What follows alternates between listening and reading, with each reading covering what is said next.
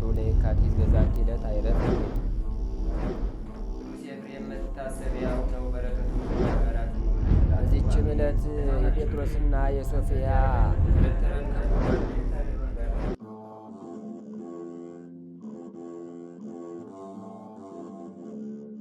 በስመ አብ ወወልድ ወመንፈስ ቅዱስ አሐዱ አምላክ አማስሩ ወሰሉሱ ለጥቅምት በዛቲ ዕለት ከሆኑ ሰማዕተ ቅዱስ አብጥልማኮስ ቀሲስ። አንድ አምላክ በሚሆን በአብ በወልድ በመንፈስ ቅዱስ ስም ጥቅምት 13 በዚች ቀን ቀሲስ አብጥልማኮስና ወንድሞቹ በሰማዕትነት አረፉ። በጸሎታቸውም የምትገኝ በረከታቸው ከእኛ ጋር ትኑር ለዘላለሙ። ሰላም ለክሙ አብጥልማኮስ ቀሲስ ወአኀዊሁ ሰማዕተ ክርስቶስ ዘተጸዋዕክሙ ደርገ ለስብከተ ወንጌል ሐዲስ ከመታጽኑኒ በአዚዝ መንፈስ እስክለክሙ ብእሲ ጽኑስ። በዚችም ቀን ደግሞ የመነኮስ ዘካርያስ የዕረፍቱ መታሰቢያ ሆነ። የዚህም መስተጋድል የአባቱ ስም አቃሪዎስ ነው። ይህም አቃሪዎስ የምንኩስና ልብስ ሊለብስ ሽቶ ለሚስቱ ነገራት። እርሷም በነገራት ነገር ተስማማች። ወንድና ሴት 2 ልጆች አሏቸው። እነርሱንም ከእናታቸው ዘንድ ትቶ እርሱ ወደ አስቄጥስ ገዳም ሄዶ ከአንድ አረጋዊ አባት መነኮስ ዘንድ በዚያ መነኮሰ። ከጥቂት ወራትም በኋላ በሀገር ውስጥ ረሃብ ሆነ። ሚስቱም ልጆቿን ይዛ ወደ አስቄጥስ ገዳም ወደ ባሏ አቃሪዎስ መጣች። በረሃብም ስለሆነው ችግር ነገረችው።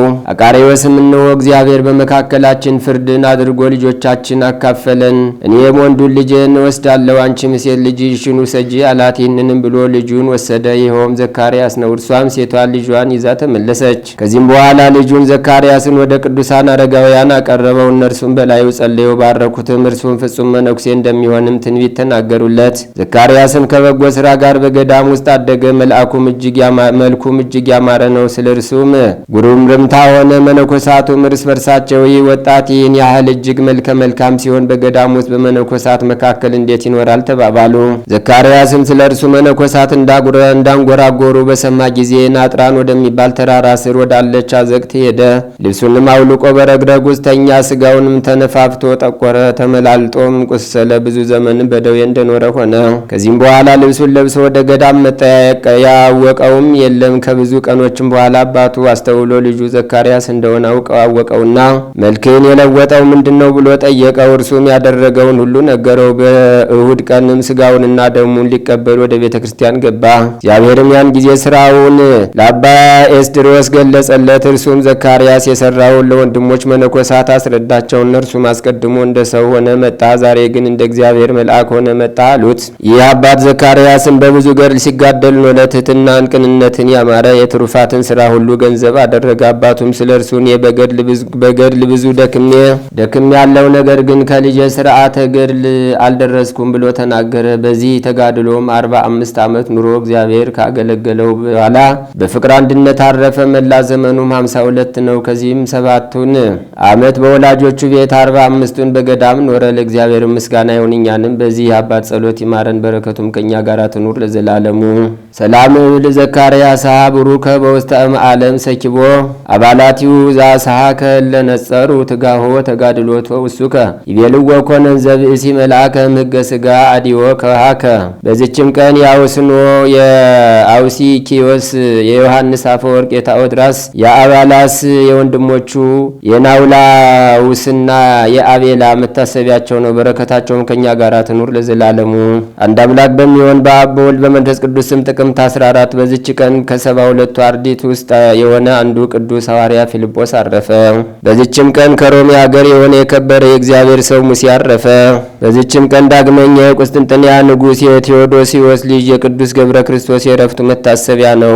በዚችም ቀን የታላቁና የከበረ አባታችን አረጋዊ ዘሚካኤል የሚባለው መታሰቢያው ነው። በዚችም ቀን የመራክዋና ከእርሱ ጋር ያሉ ሰማዕታት የዱ ማቴዎስና የእምራይስ የ431 ሰማዕታት መታሰቢያቸው ሆነ። እግዚአብሔርን በጸሎታቸው ይማረን፣ በረከታቸውም ከኛ ጋር ትኑር ለዘላለሙ። ዛቅረብኩ ማሕሌተ ዘኪርየ አእላፈም ለተጸምዱ ከዘልፈለላ አነብቶ ከዘንዴት የመጻፈን ተረሰይ ከግዚኦ ጸዲቀ መበለቱ ኩፈም ለአቡ ውላን ዘተርፈ ነቢያት ቅዱሳን ሐዋርያት ሰባክያን ሰማዕት ወጻድቃን ወመላእክት ትጉሃን ደናግላዲዮ መነኮሳት ሄራን ባርኩ ጉባኤ ዛቲ መካን እስከ አረጋዊ ሊቆን ውስጻን ለዘጻፎ በክርታስ ወለዛ ጻፎን ዘይደርስ ወለዛ አንብቦ ለዘተርጎመ በልሳን ሐዲስ ወለዘ ሰማ ቃሎ በዝነ መንፈስ በጸሎተሙ ማርያም አራቂተ ኩሉም ባይስቡረ የመሐረነ ኢየሱስ ክርስቶስ።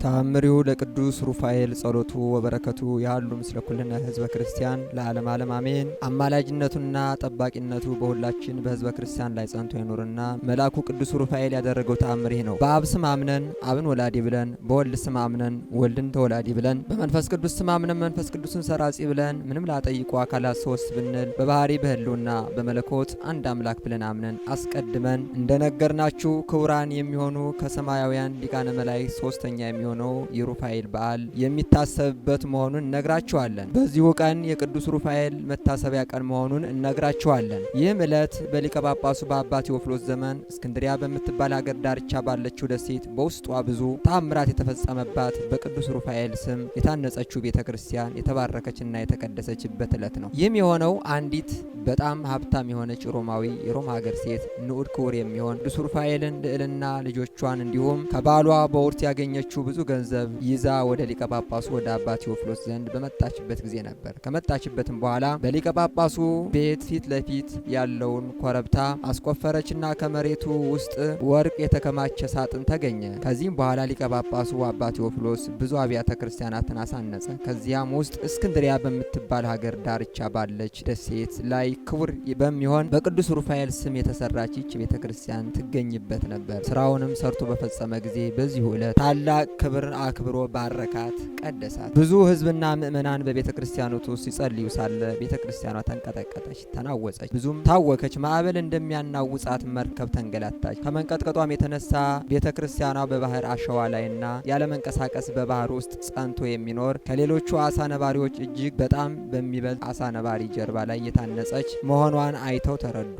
ያም አሳ ነባሪ ከሰዎች ብዛት የተነሳ ክብደት ስለተሰማው ይህች ቤተ ክርስቲያን ይገለባብጣት ያፈርሳት ዘንድ ለሰይጣን አነሳሳው። በውስጧም ብዙ ሰዎችና ሊቀ ጳጳሳቱ ያድናቸው ዘንድ ወደ ጌታችን አምላካችን የኢየሱስ ክርስቶስ በታላቅ ቃል ጮኹ። ክቡር በሚሆን በቅዱስ ሩፋኤልም አለዱ። በዚያን ጊዜ ልዑል እግዚአብሔር ንዑድ ክቡር የሚሆን ቅዱስ ሩፋኤል ላከላቸውና ከጭንቀታቸው አዳናቸው፣ ከሐዘናቸው ማረጋጋቸው። አሳ ነባሪውም ባለበት ቦታ ሳትንቀሳቀስ በእግዚአብሔር ትእዛዝ ጸንተህ ኑር በማለት በያዘው ጦር ወግቶ እንዳይንቀሳቀስ ጸጥ ስላደረገው ያለምንም መንቀሳቀስ ባለበት ቦታ ጸጥ ብሎ ቆመ። ከዚያም ጊዜ ጀምሮ በቤተ ክርስቲያን ብዙ ድንቅ ተአምራቶች ሲደረግባት ሕሙማን ከደዌያቸው ሲፈወሱባት ቆዩ። ነገር ግን የእስላሞች መንግስት እስኪቋቋም ድረስ በዚሁ ሁኔታ እንዳለች ከዕለታት በአንድ ቀን አሳ ነባሪው ተንቀሳቀሰና የረጋውን ባህር ማዕበል ሞገድ ተነስቶ ስለመታው ቤተ ክርስቲያኗ ፈረሰች። ከዚያችም ቦታ ላይም የሚኖሩ ብዙ ሰዎች ባህሩ አሰጠማቸው። የመላእክት አለቃ የቅዱስ የሩፋኤል አማላጅነቱ ቸርነቱ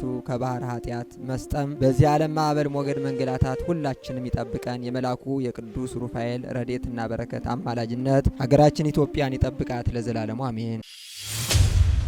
ቀና ብላችሁ ወደ ሰማይ ተመልከቷልና ሰማያት እንደ ጢስ በነው ይጠፋሉ። ዝቅ ብላችሁ ወደ ምድር ተመልከቱ፣ ምድርም እንደ ልብስ ታረጃለች፣ በውስጧም ያሉ ይጠፋሉ አለና እኔ ግን ለዘላለም ሕያው ነኝ አለ ጌታ። ለኔና ለናንተ ያሸበረቀችዋን ሰማይ መንግስት ያዘጋጀልን እሱ ግን ማደሪያ ያልነበረው ደሃ፣ ለኔና ለናንተ የሕይወት ውሃ ያለ ዋጋ የሰጠ እሱ ግን ቀራንዮ ላይ እንደ ቁርበት ተወጥሮ ተጠማሁ ያለ ደሃ፣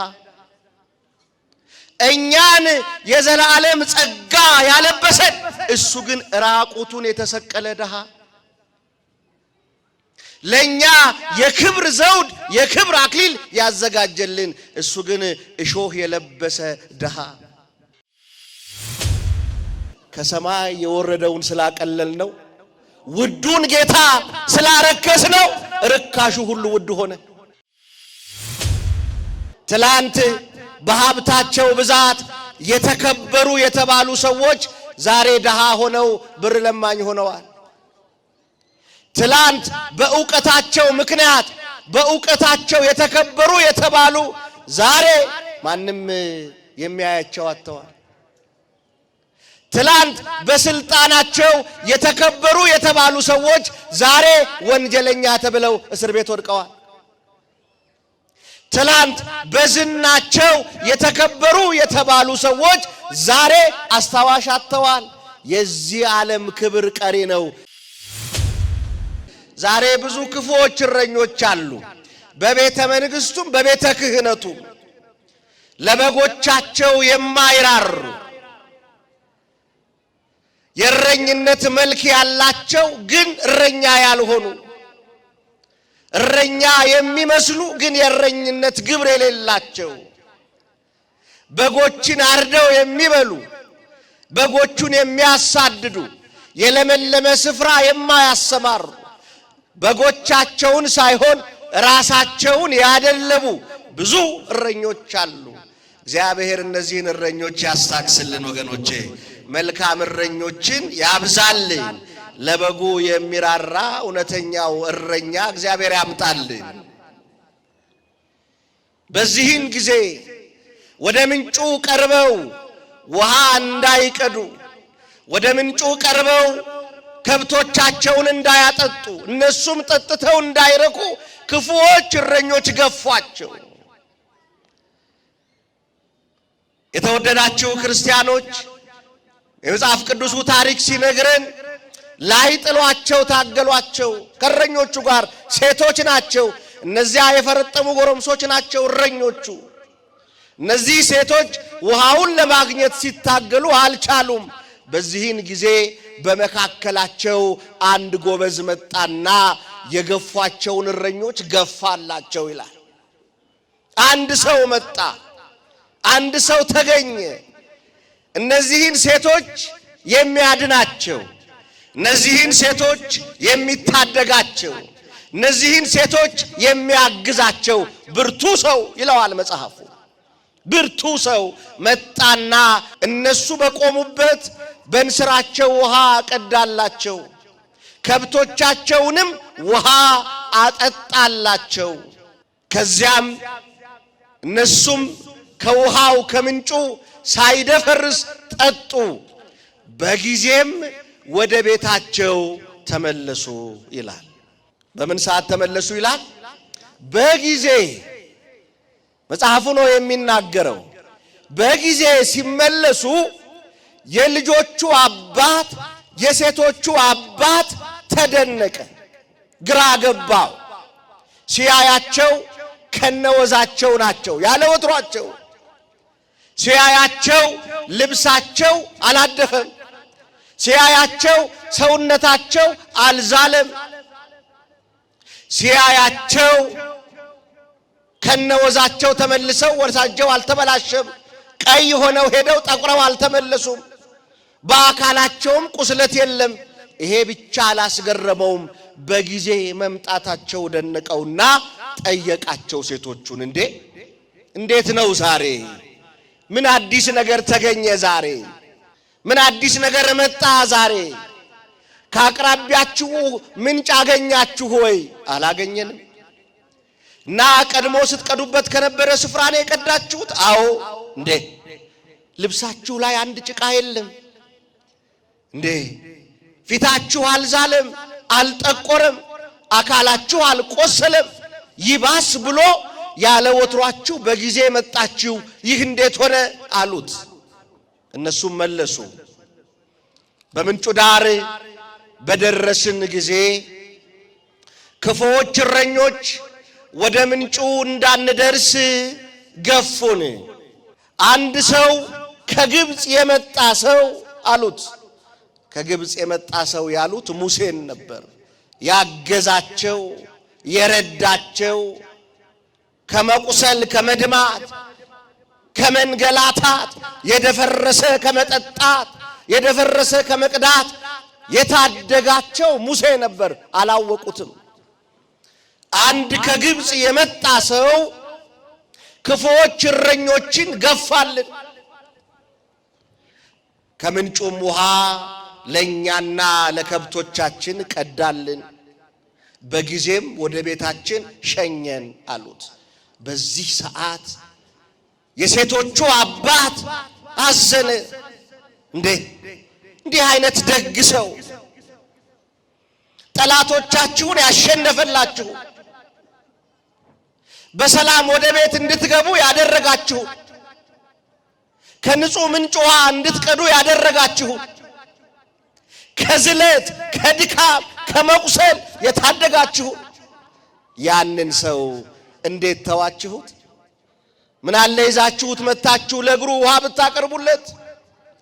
ምን አለ ይዛችሁት መታችሁ ምግብ ብታቀርቡለት? ውለታ ቢሶች የሆኑትን የምድያም ካህን ልጆቹን አባታቸው ወቀሳቸው ይላል። ስለ ቃሉ አምላካችን እግዚአብሔር ክብር ምስጋና ይግባው። ወገኖቼ ሙሴ የኢየሱስ ክርስቶስ ምሳሌ ነው። የተወደዳችሁ ክርስቲያኖች ሙሴ ከመከራ፣ ከችግር፣ ከስቃይ፣ ከህመም፣ ከመንገላታት ልጆቹን እነዚያን 7 ሴቶች ጠበቀ። ሰውነታቸው ልብሳቸው እንዳይጨቀይ ጠበቀ። ሙሴ ያደረገው ዛሬ ታጥቦ ነገ የሚቆሽሸውን ልብሳቸው እንዳይቆሽሽ አደረገ። የኔና የናንተ ጌታ መድኃኔ ዓለም ኢየሱስ ክርስቶስ የቆሸሸውን ነፍሳችንን በኃጢአት የቆሸሸውን፣ በዘረኝነት የቆሸሸውን፣ በዝሙት የቆሸሸውን፣ በአድመኝነት የቆሸሸውን፣ በስካር የቆሸሸውን፣ በሴሰኝነት የቆሸሸውን ነፍሳችንን በደሙ አነጻልን። ክብር ለስሙ ይሁንለት። መጽሐፍ እንዲህ ይላል ትንቢተ ዘካርያስ ምዕራፍ 13 ቁጥር 1 ላይ በዚያን ቀን ለዳዊት ቤትና በኢየሩሳሌም ለሚኖሩ ሁሉ ከኃጢአታቸውና ከርኩሰታቸው የሚያነጻ ምንጭ ይፈልቃል ይላል። ደግመዋለሁ ይሄንን ቃል ትንቢተ ዘካርያስ ምዕራፍ 13 ቁጥር 1 ላይ በዚያን ጊዜ በዚያን ቀን ለዳዊት ቤትና በኢየሩሳሌም ለሚኖሩ ሁሉ ከኃጢአታቸውና ከበደላቸው የሚያነጻ ምንጭ ከኢየሩሳሌም ይወጣል። ይሄ ምንጭ የኔና የናንተ ጌታ ኢየሱስ ክርስቶስ ነው። ሐዋርያው ቅዱስ ዮሐንስ በአንደኛ ዮሐንስ ምዕራፍ 1 ቁጥር 7 ላይ የልጁ የኢየሱስ ክርስቶስ ደም ከኃጢአት ሁሉ ያነጻል ይላል። እኔና እናንተንም በደሙ እንዲያነጻን ቅዱስ ፈቃዱ ይሁንልን። ነጽተና ሙሴ የሰጣቸው የተፈጠረውን ውሃ ነው። እየሰማችሁኝ ነው? ምን ያለውን ውሃ ነው? ምን ያለውን ውሃ ነው? የተፈጠረውን ውሃ። አስቀድሞ በያዕቆብ ድንጋዩ የተንከባለለውን ውሃ ነው። መፍጠር የሚችል ማን ብቻ ነው? ማን ብቻ ነው? እንዲህ ይላል ትንቢተ ኢሳይያስ ምዕራፍ 43 ቁጥር 20 ላይ የመረጥኩት ሕዝቤን አጠጣ ዘንድ በምድረ በዳ ውሃ በበረሃም ወንዞችን ፈጥሬአለሁ ይላል እግዚአብሔር። የመረጥኩት ሕዝቤን አጠጣ ዘንድ በምድረ በዳ ውሃ በበረሃም ወንዞችን ሰጥቻለሁ ይላል የኔና የናንተ ጌታ። የሙሴን ውለታ የዘነጉ የሙሴን ውለታ የረሱ 7 ሴቶች ናቸው። ንገሩኝ፣ ስንት ሴቶች ናቸው? ስንት ሴቶች ናቸው? የጌታን ውለታ የረሳ ስንት ይኖር ይሆን አሁን? የአምላኩን ውለታ የረሳ ስንት ይኖር ይሆን አሁን? ወገኖቼ ሙሴ የቀዳላቸው ውሃ ጠዋት ጠጥተው ማታ የሚጠሙትን ውሃ ነው። ሙሴ የቀዳላቸው ውሃ ነገ እንዳይደክሙ የሚያደርጋቸው አይደለም። ሙሴ የሰጣቸው ውሃ ዛሬ ጠጥተውት አልቆ ነገ እንደገና ተሸክመውት ወደዚያ ወደ ምንጩ ዳር የሚሄዱበት ነው። የኔና የናንተ ውሃ የሕይወት ውሃ ይባላል። መልሱልኝ። የምን ውሃ? የምን ውሃ? የሕይወት ውሃ ይባላል። ይሄ የሕይወት ውሃ ማን ነው? ማን ነው ወገኖቼ? እግዚአብሔር ኢየሱስ ክርስቶስ ነው። በዮሐንስ ራእይ ምዕራፍ 7 ቁጥር 17 ላይ ስታነቡ ማንም የተጠማ ቢኖር ይምጣና ይጠጣ ይላል። በዮሐንስ ራእይ ምዕራፍ 22 ስታነቡ ማንም አለ የተጠማ ቢኖር የሕይወትን ውሃ እንዲሁ ይጠጣ። ማንም የተጠማ ቢኖር የሕይወትን ውሃ ያለ ዋጋ ይጠጣ አለ። ወገኖቼ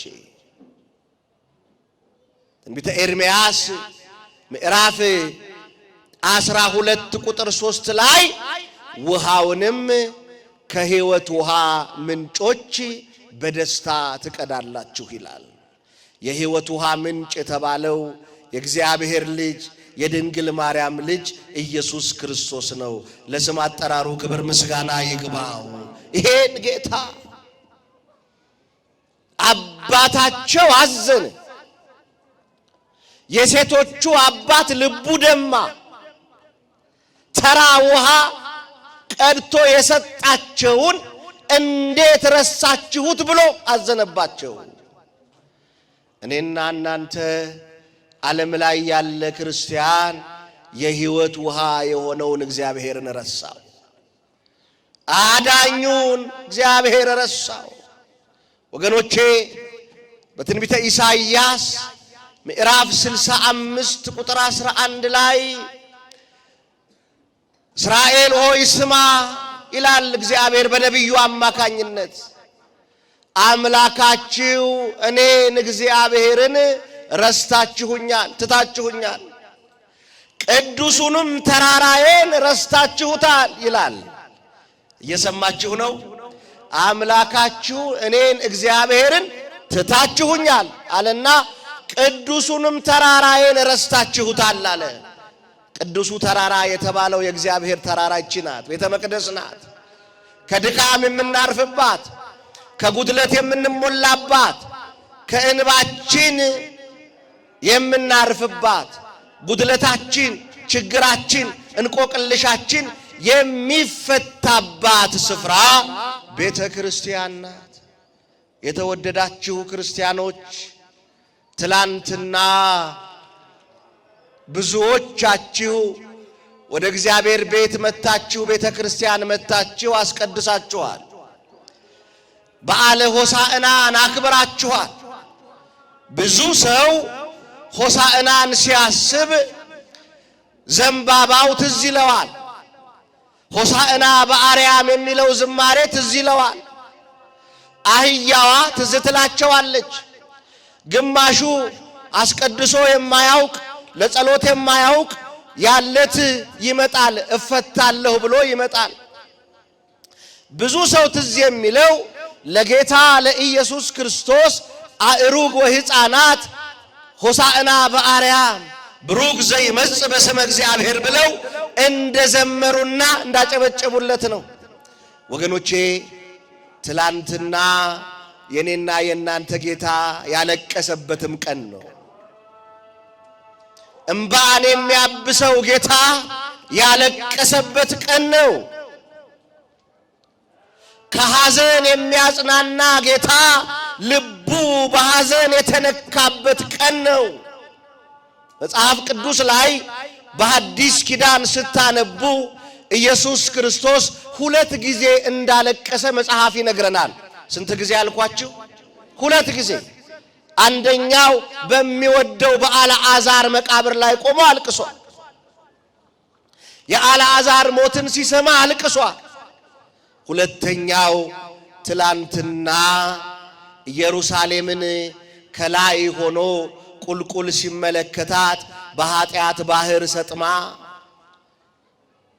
በመለያየት ሰጥማ አምላኳን፣ መድኃኒቷን፣ ፈውሷን፣ ሰላሟን አላወቀችምና እንዲህ አለ ሶበ ተአምር ዮም ሰላመኪ ወባህቱ ሚእዜሰ ተሰውረ እምአይንትኪ።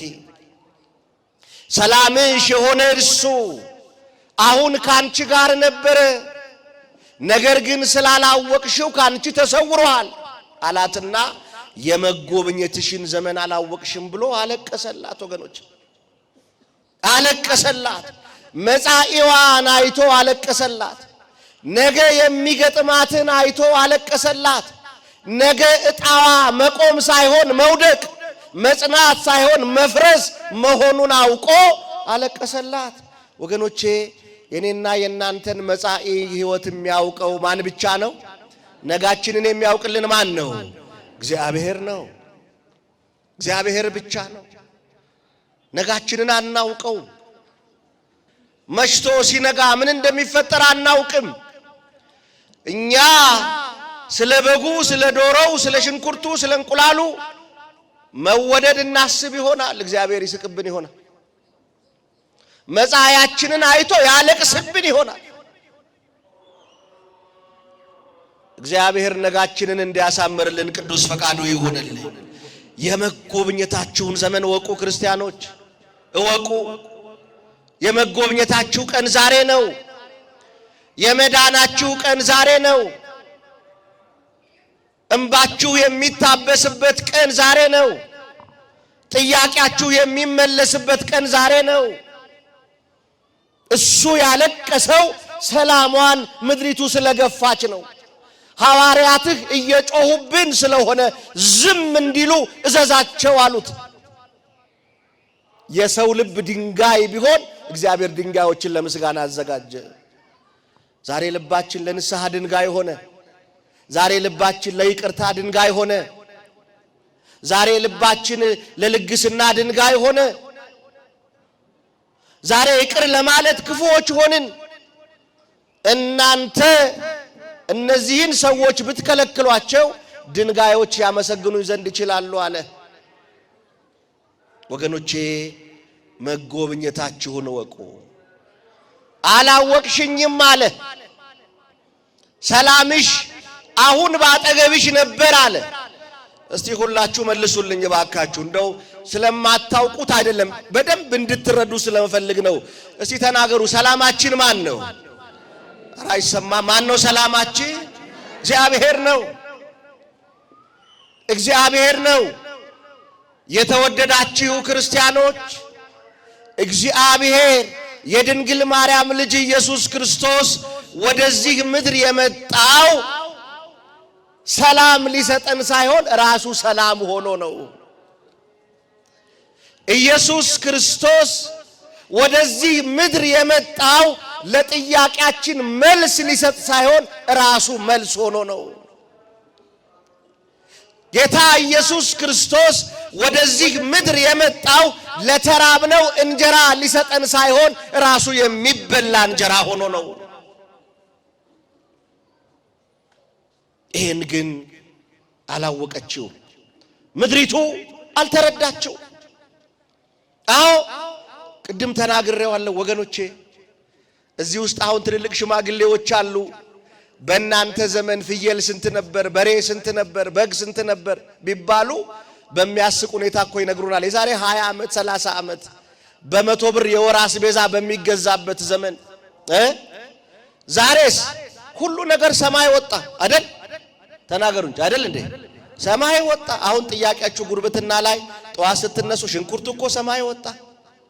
ለምን መሰላችሁ? ከሰማይ የወረደውን ስላቀለል ነው። ውዱን ጌታ ስላረከስ ነው። ርካሹ ሁሉ ውድ ሆነ፣ ውድ ሆነ። ይሄ ጌታ ስጋውን ይዞ ደሙን ይዞ ብሉ ጠጡ ብሎ፣ እኛ ግን አላወቅነው። ለዚህ ነው ትንቢተ ኤርምያስ ምዕራፍ 2 ቁጥር 11 ላይ እንዲህ የሚል ቃል ተጽፎ እናገኛለን። ሕዝቤ ክብሩን ለማይረባ ነገር ለወጠ ይላል እግዚአብሔር። ሕዝቤ ክብሩን ለማይረባ ነገር ለወጠ። እስቲ መልሱልኝ፣ ክብራችን ማን ነው? ክብራችን ማን ነው? እናቶች የክብራችሁ ማን ነው? እህቶች የክብራችሁ ማን ነው? ወንድሞች የክብራችሁ ማን ነው? ግዴለም ትላንት በሀብታቸው ብዛት የተከበሩ የተባሉ ሰዎች ዛሬ ደሃ ሆነው ብር ለማኝ ሆነዋል። ትላንት በእውቀታቸው ምክንያት በእውቀታቸው የተከበሩ የተባሉ ዛሬ ማንም የሚያያቸው አጥተዋል። ትላንት በስልጣናቸው የተከበሩ የተባሉ ሰዎች ዛሬ ወንጀለኛ ተብለው እስር ቤት ወድቀዋል። ትላንት በዝናቸው የተከበሩ የተባሉ ሰዎች ዛሬ አስታዋሽ አጥተዋል። የዚህ ዓለም ክብር ቀሪ ነው። ዘላለማዊ ክብራችን ማን ነው? ሞገስነ ወክብርነ ቀርነ መድኃኒትነ ውእቱ ኢየሱስ። ሞገሳችን፣ ክብራችን፣ የመዳናችን ቀንድ እሱ ኢየሱስ ክርስቶስ ነው አለ አባ ጊዮርጊስ ዘጋስጫ። ወገኖቼ እግዚአብሔር ተናገረ። ሕዝቤ እኔን ለማይረባ ነገር ለወጠኝ አለ እግዚአብሔር። በጉቦ የለወጥ ነው የለንም? በቋንቋችን በዘራችን የለወጥ ነው የለንም? በሐሜት የለወጥ ነው የለንም? በለበስ ነው በጊዜያዊ ቁሳቁስ እግዚአብሔርን የለወጥ ነው የለንም? ብዙ ነን እኮ። ሕዝቤ ክብሩን ለማይረባ ነገር ለወጠ አለና ሰማያት ሆይ ስሙ፣ ምድር ሆይ አድምጪ አለና የኔ ሕዝብ በኔ ላይ ሁለት ክፉ ነገር አደረጉብኝ አለ። ስንት ክፉ ነገር? ሁለት። አንደኛው አለ የሕይወት ውሃ ምንጭ የሆንኩትን እኔን ተውኛል። የሕይወት ውሃ ምንጭ የሆንኩትን እኔን ተውኝ። ሁለተኛ ውሃ ሊይዙ የማይችሉ ጉድጓዶችን ለራሳቸው ጥቅም ቆፈሩ አለ። አቤት አቤት አቤት! እግዚአብሔር ይማረን። እስቲ ወገኖቼ አሜን በሉ። ግድ የለም እግዚአብሔር ይማረን፣ እግዚአብሔር ይቅር ይበለን። ተው ነው እግዚአብሔርን፣ ረሳ ነው እግዚአብሔርን። ሕዝቤ ክብሩን ለማይረባ ነገር ለወጣል ለወጠ አለ። ወገኖቼ ምን አለ በታደልን፣ ምን አለ ካህናቱ በበዓለ ትንሣኤ 12 ሰዓት ማቆርብ ጀምሮ 6 ሰዓት ማቆሙ እናንተን ጠቅላላ ስጋውና ደሙን አቀብለው። ምን አለ ዶሮው ከመግባቱ በፊት ወደ ሆዳችን ክርስቶስ ቢገባ። ምን አለ ጮማው ከመግባቱ በፊት የታረደው በግ ክርስቶስ ወደ ልባችን ወደ ሆዳችን ቢገባ። ምን አለ መጎርበጥና ሆድ ቁርጠት የሚፈጥረው ምግብ ከሚገባ የዘላለም እንጀራ ክርስቶስ ቢገባ። ስንቶቻችሁ ተዘጋጅታችኋል? ስንቶቻችሁ ነጭ በነጭ ለብሳችኋል? ስንቶቻችሁ ተዘጋጅታችሁ ያለት ክርስቶስን ለመብላት ተዘጋጅተናል? ወገኖቼ ብዙዎች ረሱኝ አለ እግዚአብሔር። ተው ነው እግዚአብሔር። መጽሐፍ ቅዱስ ላይ አንድ ታሪክ ተጽፎ እናገኛለን።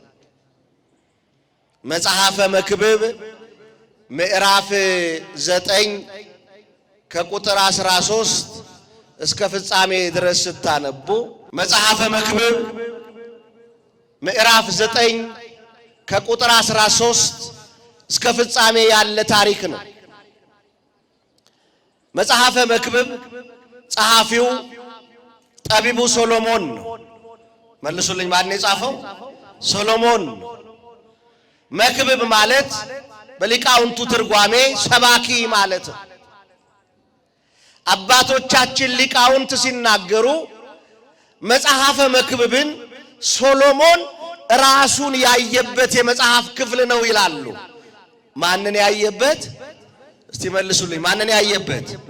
ራሱን ያየበት፣ ራሱን የተመለከተበት የመጽሐፍ ቅዱስ ክፍል ነው። አዎ ክርስትና ሰው ማየት አይደለም። ማንን ማየት ነው? ማንን ማየት ነው? ራስን ማየት ነው። ራስን መመልከት ነው። መጽሐፍ ቅዱስ የሚለን እያንዳንዳችሁ በሃይማኖት ስትኖሩ ራሳችሁን መርምሩ ይላል። እንደው በማርያም መልሱልኝ፣ ማንን መርምሩ? ማንን መርምሩ? እውነት እያየን ነው ራሳችንን? እውነት እግዚአብሔር ቤት መተን እንኳን የራሳችን ኃጢአት ነው ወይስ የሰው ኃጢአት ነው የሚታየን? ወገኖቼ ስለ ሰው ስናወራ እኮ መሸብን።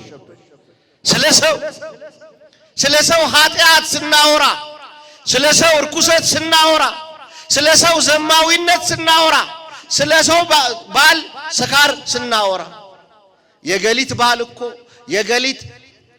የገሌ ሚስት እኮ እያልን ስናወራ፣ እገሌ እኮ እያልን ስናወራ፣ አንዳንዶቻችን አሁን ይሄን ጾም ገና ከዚህ ወጥተን የምንበላ ጥሬ የምንቀምስ ሰዎች አለን። ደስ ይል ነበር፣ ግን ከጠዋት 12 ሰዓት እስከ ምሽቱ 12 ሰዓት በሐሜት የሰው ስጋ የምንበላ የለንም እንዴ ወገኖች? መመርመር፣ ራስን ማየት። ሐወጽከኒ ሌሊተ ወፈተንኮ ለልብየ አመከርከኒ ወኢተረክበ አመጻ በላዕልየ ከመ ኢይንብብ አፉየ ግብረ እጓለ እምሕያው። በሌሊት ቀሰቀስከኝ፣ ልቤንም ፈተሽከው፣ አየኸው፣ አመጻም አላገኘህብኝም አለና የሰውን ነገር ላልናገር ፈቃዴ ነው አለ። የሰውን ነገር ላላወራ ፈቃዴ ነው አለ። ክርስትና ራስን ማየት ነው፣ ራስን መመልከት ነው። መጽሐፈ መክብብ ምዕራፍ 2ን ስታነቡ እውነትም ሶሎሞን ራሱን ያየበት የመጽሐፍ ቅዱስ ክፍል እንደሆነ ትረዳላችሁ።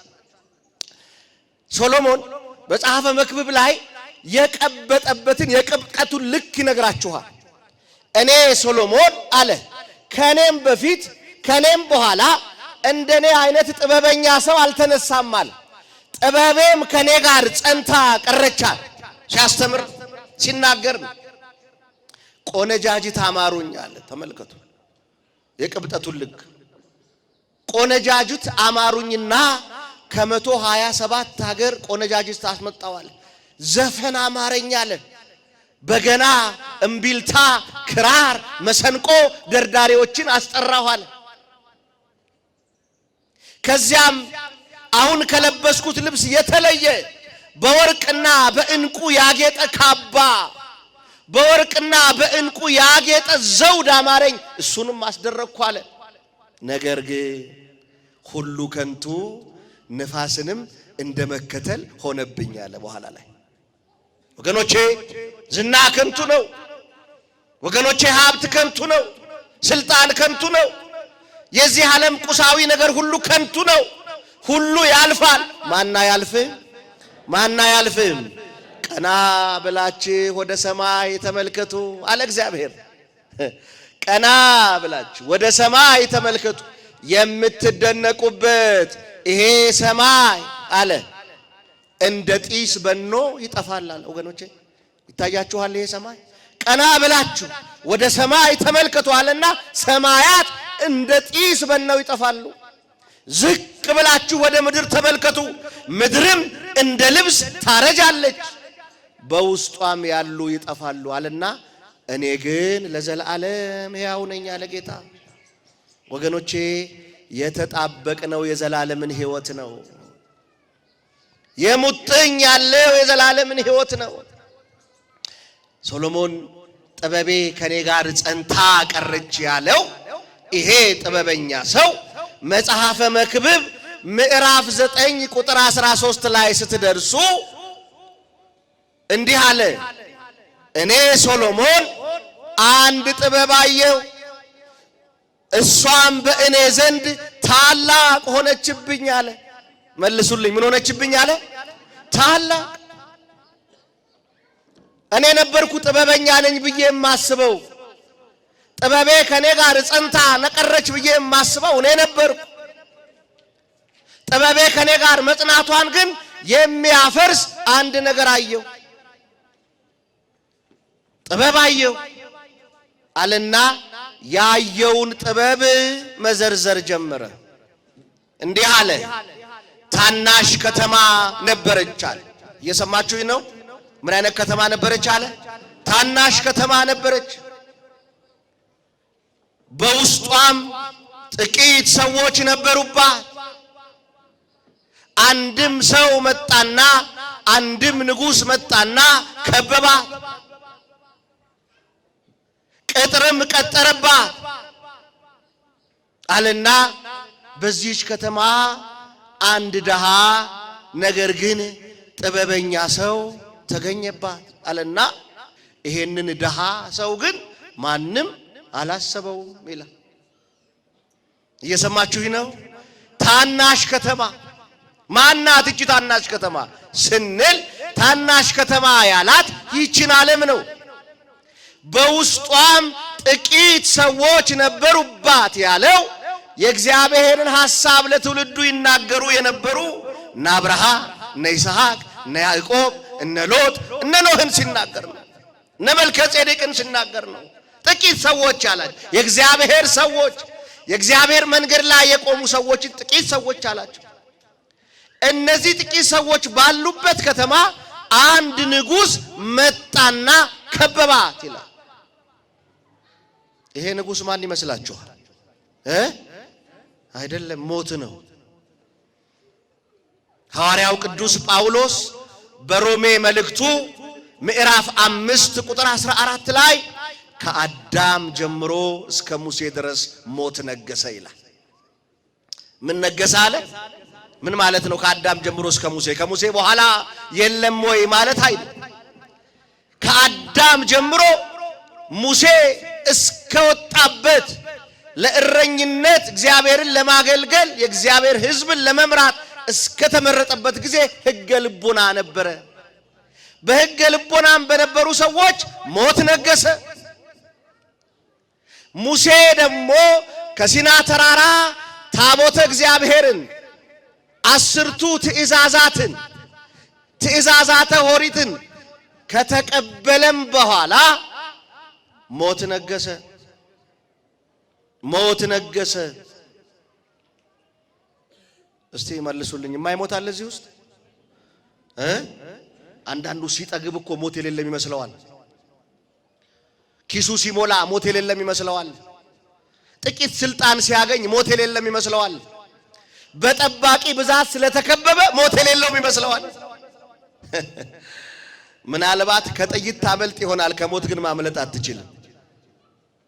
ሞት ነገሰባት እና አብርሃም በቅድስና በጽድቅ ቢኖሩም ከሞት ማምለጥ አልቻሉም። እነ ያዕቆብ፣ እነ ሎጥ፣ እነ ኖህ፣ እነ መልከጼዴቅ በዚያን ጊዜ የነበሩ ቅዱሳን ሁሉ አካሄዳቸው ከእግዚአብሔር ጋር ቢሆኑም ከሞት ማምለጥ አልቻሉ። ይሄ ሞት በነገሰባት ከተማ ዓለም አንድ ደሃ ሰው ነገር ግን ጥበበኛ ሰው ተገኘባት ይላል። እየሰማችሁኝ ነው? ምን አይነት ሰው ነው የሚለው? ደሃ ነገር ግን ምንድነው? ጥበበኛ ነው። ጥበበኛ ነው ነገር ግን ምንድነው? ደሃ ነው። የሚደንቅ ነው። ይሄን ጥበበኛ ሰው ሲናገረው ከተማይቱንም በጥበቡ ምን አላት ይላል? አዳናት። ማን ነው ይሄ ጥበበኛ? ስንት ጠቢባን አወራችሁ? ስለ ስንት ጠቢባን ተማራችሁ? ስለ ስንት ጠቢባን አነበባችሁ? ስለነ ፕሌቶ፣ ስለነ ሶቅራጥስ፣ ስለነ አርስቶትል፣ ስለነ ኦሾ፣ ስለነ ዲዮጋ ብዙዎቹ ብዙ ተከታይ ያፈሩ እንኳን ከተማቸውን በጥበባቸው ሊያድኑ ራሳቸውም አልዳኑ። ከመቃብር በታች ወርደዋል። ስም አጠራራቸው ጠፍቷል። ይሄ ጥበበኛ ግን ከተማይቱን ማለትም ዓለምን በጥበቡ አዳናት ይላል። ማን ነው ይሄ ጥበበኛ ስትሉ ወጣ በሉና ከመጽሐፍ ቅዱስ ውጪ ቅዳሴ መጽሐፍቶቻችንን አገላብጡ። አይቴ ብሔራ ለጥበብ ወአይቴ ማህደራ። የጥበብ ሀገሯ ወዴት ነው? የጥበብ መኖሪያዋ ወዴት ነው? የጥበብ መገኛዋ ወዴት ነው? እያለ ታላቁ የቅዳሴው ሊቅ ቅዱስ ዲዮስቆሮስ፣ ቅዱስ ኤጲፋኔዎስ ይተርኩታል። ስለ ጥበብ ያወራሉ፣ ስለ ጥበብ ይዘምራሉ፣ ስለ ጥበብ ይጽፋሉ። መጨረሻ ላይ ጥበብ ማነው ብለው ለሚጠይቁ ሰዎች መደምደሚያ መልስ ሰጠ። ጥበብሰ መድኃኒነ ውእቱ ዘቤዘወነ በጥብሐ ሥጋሁ ወተሳየጠነ በንዝሐተ ደሙ ወሐረየነ ለመንግሥቱ። ጥበብ ግን መድኃኒታችን ነው አለ። መልሱልኝ፣ ማን ነው አለ? ማን ነው አለ? መድኃኒታችን ነው። የኔና የእናንተ መድኃኒት የድንግል ልጅ ኢየሱስ ክርስቶስ መድኃኒት መጣ እኮ መጣ ወገኖቼ። ትላንትና ያከበርነው በዓል ይሄ ነው። መከራ የወደቀባቸው የሮም አገዛዝ ቀንበራቸውን ያደከማቸው በገዛ ምድራቸው ባዕዳን ሆኑ እስራኤል። በገዛ ምድራቸው ስደተኛ ሆኑ እስራኤል። በገዛ ምድራቸው ዘመድ እያላቸው ዘመድ አልባ ሆኑ። ወገን እያላቸው ወገን አልባ ሆኑ። ውሃቸውን በገንዘብ ከፍለው ጠጡ። ስለዚህ አሁን አድን አሉ። መቼ አድን አሉ? መልሱልኝ። መቼ አድን አሉ? አሁን ወገኖቼ፣ አሁን እኮ ኢትዮጵያም አሁን አድን የምትልበት ሰዓት ነው ያለን። በገዛ ምድራችን ስደተኛ ሆነናል። ምን አይነት ፋሲካ ይሆን የምናከብረው? እንዴት ይዋጥልን ይሆን ምግባችን? አሁን እሑድ ዕለት የትላንትና ባለቤቶች ዛሬ በረንዳ ዳሪ ሆነው፣ የትላንትና ባለመኪኖች ዛሬ ጫማ አጥተው፣ የትላንትና ባለጸጎች ዛሬ ድሃዎች ሆነው፣ ትላንት ብዙ እንግዳ ቤታቸው ያስጠለሉ ዛሬ መጠለያ ያጡ በረንዳ የወደቁ ወገኖቼ፣ የረሃብ አለንጋ የገረፋቸው አረ በየሜዳው ሂዱ። ለቅሶውን አትችሉትም፣ ማለፍ አትችሉም እኮ። እንዴት ይሆን? ምን አይነት ደግ ዘመን እግዚአብሔር ያመጣልን ይሆን? እና ይሆን ፀሐይ ወጣ እና ይሆን እንደ እንቦሳ ጥንጃ እንፈነድቅ እንቦርቅ ይሆን? እግዚአብሔር ሆይ ኢትዮጵያን አሁን አድንልን። ማዳንህ በኢትዮጵያና በሕዝቦቿ ላይ ይሁንልን። አሜን በሉ። ግዴላችሁ አሁን አድን የምንልበት ሰዓት ነው። አድን አሁን። አልቻልንም። በሰው እርግጠኛ መሆን አልቻልንም። እርግጠኛ ምን ሆነው ባንተ ብቻ ነው። አረ ይፈውሰን መድኃኔዓለም። ታመናል ወገኖች፣ ታመናል። የሚሆነው ግራ ገብቶናል።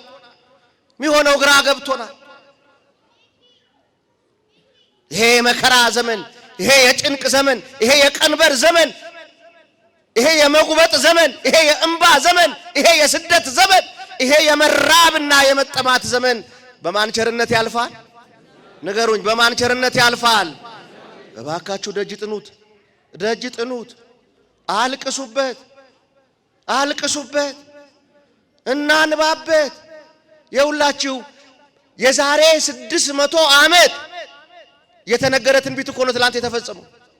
ዘካርያስ ጽዮን ሆይ ደስ ይበልሽ አላት። ኢየሩሳሌም ሆይ እልል በይ፣ ንጉሥሽ አዳኝና ጻድቅ ነው አለና ትሁትም ሆኖ አለ። የኔና የእናንተ ጌታ ትሁት ዳኛ ነው። ትሁት ጌታ ነው። ትሁት ነው። እስቲ መልሱልኝ። የኔና የእናንተ ሰውነት የማን ነው? ልባችን የማን ነው? ግን ትሁቱን ጌታ አያችሁት? ቆመና እነሆ ከደጅ ቆሜ ምን እላለሁ አለ? አንኳኳለሁ። በቃሌ እጅነት የልቦናችሁን በር አንኳኳለሁ። ማንም ድምፄን ቢሰማ አለ። ድምፁን የምንሰማበት ልብክ መድኃኔዓለም ለሁላችን ይስጠን። ድምፄን ቢሰማ በሩንም ቢከፍትልኝ እኔ ወደ እርሱ ገባለሁ አለ። አብሬውም ራት እበላለሁ። የሁላችሁ እግዚአብሔር በየደጅሽ ቆሟል፣ በየደጅህ ቆሟል። የተበላሸውን ትዳርህን ሊያስተካክል፣ የተበላሸውን ትዳርሽን ሊያስተካክል፣ ሞትሽን ወደ ሕይወት ሊቀይር፣ ህመምሽን ወደ ጤና ሊቀይር፣ እምባህን ወደ ሳቅ ሊቀይር፣ ካቀረቀርክበት ቀና ሊያደርግህ ከደጅህ ቆሟል። ግን አልከፈትክለትም። ፊት አውራሪ ተሰማ እሸቴ የሚባሉ ሰው ነበሩ አሉ ድሮ። እየሰማችሁኝ ነው? እኚህ ሰው ጡረታ ሲወጡ ትንሽ ጎጆ ቀለሱና ቤት እያከራዩ ያችን ኪራይ እየለቀሙ ይኖራሉ።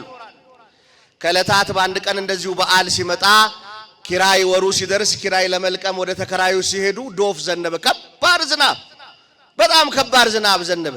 አንደኛው ተከራይ በር ላይ ቆመው ሲደበድቡ አልከፍት አላቸው። ዝናቡ ስለሚጮህ አልሰማቸው። እዚያው ቆሞ ብስብስ ሳሏት በዝናብ እየተንቀጠቀጡ ዝናቡ ሲያባራ ቤቱን በኃይል መቱት። ሰውየው ማን ነው ብሎ ጮኸ። እሳቸውም በብስጭት እኔ ነኝ ተሰማ እሸቴ ከደጅ ቆም ያለሁ በገዛ ቤቴ ያሉ ይባላል። ወገኖች እግዚአብሔር በገዛ ቤቱ ከደጅ ቆመዋል። ክፈቱ መኳንንት ደጁን ክፈቱ፣ ባለጸጎች ደጁን ክፈቱ፣ ባለስልጣናት ደጁን ክፈቱ፣ ነጋዴዎች ደጃችሁን ክፈቱ፣ ባለትዳሮች ደጃችሁን ክፈቱ።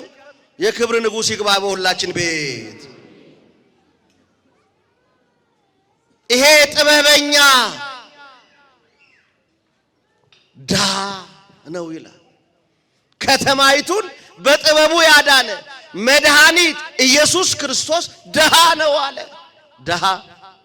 ድሃ ወገኖቼ ለኔና ለናንተ ያሸበረቀችዋን ሰማይ መንግስት ያዘጋጀልን እሱ ግን ማደሪያ ያልነበረው ድሃ፣ ለኔና ለናንተ የሕይወት ውሃ ያለ ዋጋ የሰጠ እሱ ግን ቀራንዮ ላይ እንደ ቁርበት ተወጥሮ ተጠማሁ ያለ ድሃ፣ እኛን የዘላለም ጸጋ ያለበሰን እሱ ግን ራቁቱን የተሰቀለ ድሃ፣ ለኛ የክብር ዘውድ የክብር አክሊል ያዘጋጀልን እሱ ግን እሾህ የለበሰ ድሃ። ሐዋርያው ቅዱስ ጳውሎስ በሁለተኛ ቆሮንቶስ ምዕራፍ 8 ቁጥር 9 ላይ እንዲህ አለ። ሀብታም ሲሆን አለው። ተመልከቱ፣ ሀብታም ማን ነው? ሀብታም ሲሆን ድሆች እናንተን ባለጸጋ ሊያደርግ ባለጸጋ እሱ ስለ እናንተ ድሃ ሆነ ይላል። ወገኖች ይሄ መጽሐፍ ቅዱስ ቃል ሁለተኛ ቆሮንቶስ ምዕራፍ 8 ቁጥር 9 ላይ ሀብታም ሲሆን ድሆች እናንተን ባለጸጋ ሊያደርግ ባለጸጋ እሱ ስለ እናንተ ምን ሆነ አለ? ድሃ ሆነ።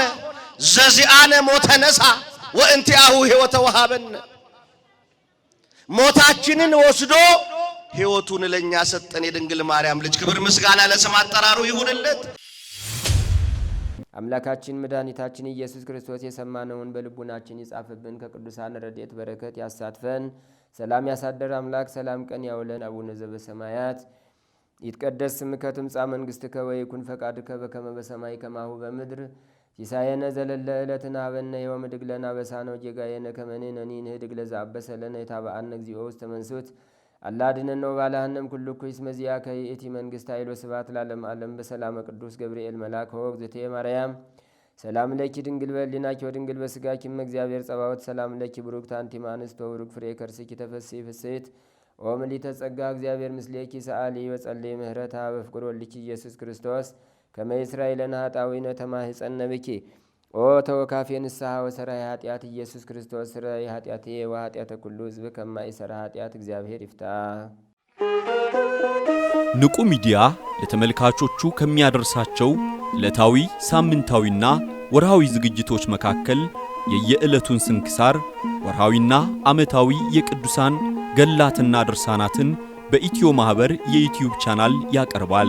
የየዕለቱን ስንክሳር ባሉበት ሆነው በማድመጥ እንዲሁም ወርሃዊና ዓመታዊ የቅዱሳንን ዜና ሕይወታቸውን በማድመጥ ከቅዱሳኑ በረከትና ረድኤት እንዲያገኙ ንቁ ሚዲያ የሁል ጊዜ ምኞቱ ነው።